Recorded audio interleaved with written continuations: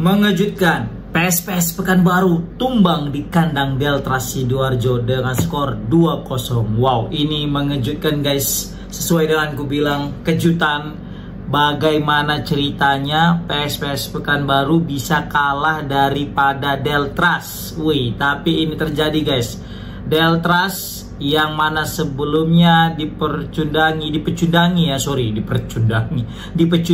ama PSM Yogyakarta dan terakhir lawan Persiraja Banda Aceh. Padahal main di kandang mereka itu di Stadion Delta, Gelora Delta, tapi mereka kalah daripada Persiraja Banda Aceh. Dan kali ini mereka memutus tren negatif itu, di mana mereka mengalami 2 kekalahan beruntun di awal pembukaan 8 besar ini.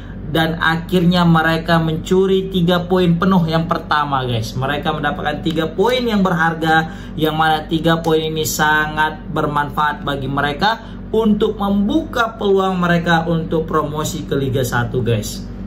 Luar biasa.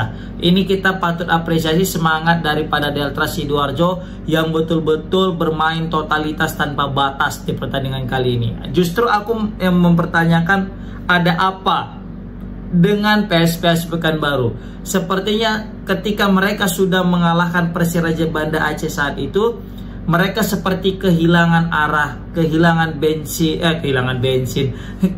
sentuhan, dan juga seperti kehabisan bensin.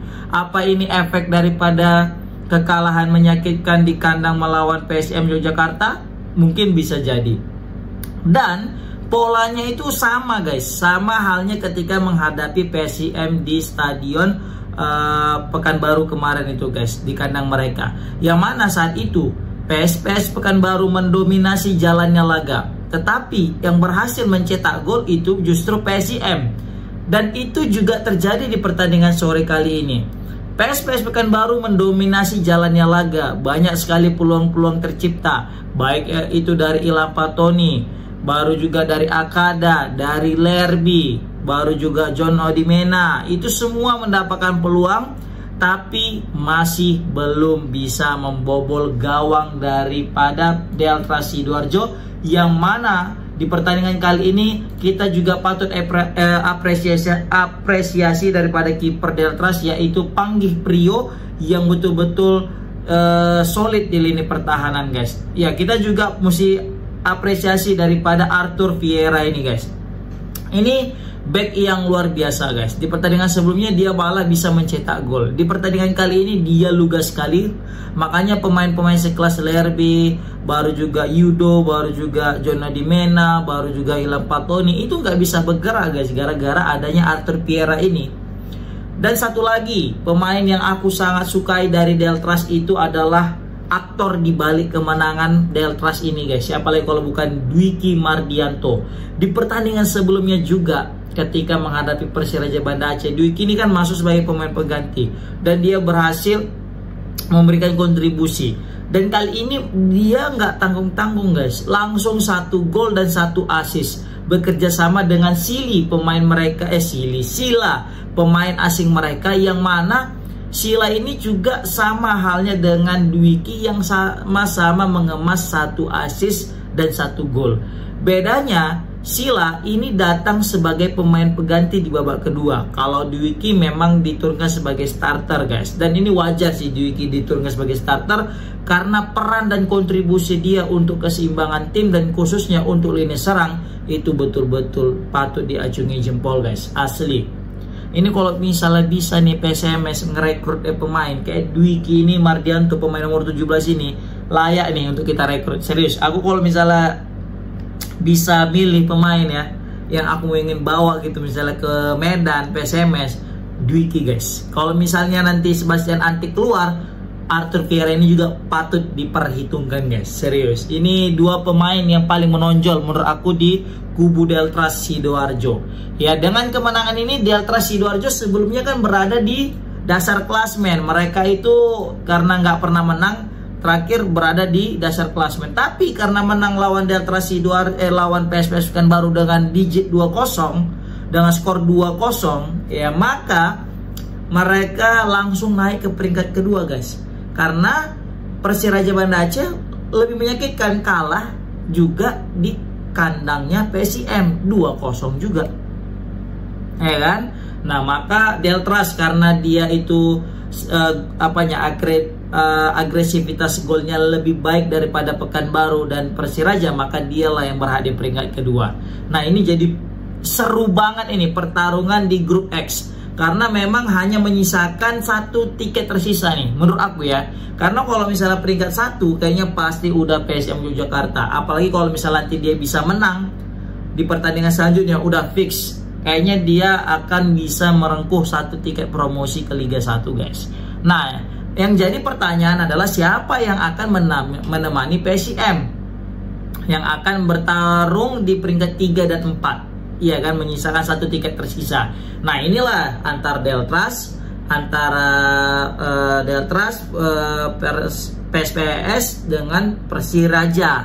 Nah, ini kalau dari Deltras dia udah main 2 kali kandang, berarti sekali lagi dia kandangan. Kalau PSPS Pekanbaru itu juga dia baru sekali main kandang, berarti masih ada 2 kali kandang. Nah, Persiraja ini dia juga sama, baru sekali dia main kandang, sisanya tandang. Nah, kalau menurut aku ini ada besar kemungkinan kalau nggak Persiraja, PSPS Pekanbaru nih yang punya peluang besar, karena mereka main di kandang 2 kali ketimbang Deltras yang baru main tandang sekali dan kandang 2 kali. Berarti kan praktis Deltras akan bertandang ke kandang PSPS dan Persiraja nih. Nah, ini sulit nih.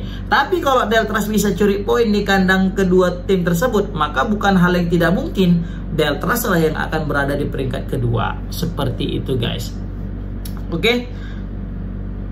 Kalau kita lihat gol-golnya ya, gol-gol daripada Deltras melawan PSPS Riau ini, aku bisa lihat kayaknya PSPS Riau ini, PSPS Pekanbaru kelihatan gagal fokus ya, dalam artian kehilangan konsentrasi di menit-menit akhir. Karena gol yang tercipta juga di menit-menit akhir itu sedikit banget jeda waktunya di menit 97 hingga menit 94. Itu kan menitnya hanya sekitar 5-6-7 menit doang. Proses terjadi ya gol pertama dan gol kedua, dan skema golnya juga sama. Pertama kan Sili yang cetak gol, si Sila mencetak gol itu berkat 1-2, yang mana Sila mengumpan bola kepada Dwiki bawa bola dari sayap kanan, dan Dwiki memberikan umpan tarik, dan di situ sudah ada Sila konversi jadi gol. Gol kedua juga sama, di sayap kanan juga, lagi-lagi sayap kanan menjadi incaran empuk daripada Deltras Sidoarjo. Ini perlu dipertanyakan, ini back kiri daripada PSPS Pekanbaru patut dievaluasi, karena dua-duanya gol itu terjadi dari pertahanan mereka sebelah kiri. Yang mana Sila masuk, dia tekuk bola, dia gocek dan ngumpan kepada si Dwiki, dan Dwiki langsung tenang kali. Dwiki yang gocek-gocek, bukan Sila. Dwiki gocek-gocek, patahkan sekali di tekuknya, baru dia kontrol bentar, dia shoot dan langsung masuk, jadi 2-0, guys. Asli. Ini di luar prediksi BMKG Deltras bisa menang. Kan, padahal mereka tidak didukung oleh ribuan supporter mereka. Padahal juga PSPS Pekanbaru ini juga lebih diuntungkan karena dari kualitas pemain mereka lebih baik. Tapi yang aku bingung di sini juga dari PSPS Pekanbaru adalah starter mereka, guys. Ini aku baru nengok, tiba-tiba yang menjadi starter itu adalah Yudo dengan Lerby. Nah, biasanya ini Ilham Patoni dengan John Odimena, tapi dicadangkan. Aku nggak tahu kenapa nih. Mungkin Coach Aji Santoso punya strategi atau skema permainan yang lain.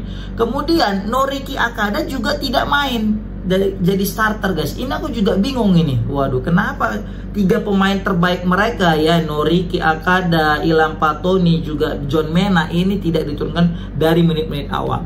Apakah memang karena skema atau memang karena kurang fit? Nah, ini mungkin Coach Aji lah yang tahu ya kan, dan para pemain yang lain. Oke, guys, tapi yang jelas dengan kekalahan ini jalan daripada PSPS Pekanbaru untuk masuk ke Liga 1 makin sulit. Karena kalau mereka tadi bisa seri aja, itu mereka di peringkat kedua dan peluang untuk lolos lebih besar.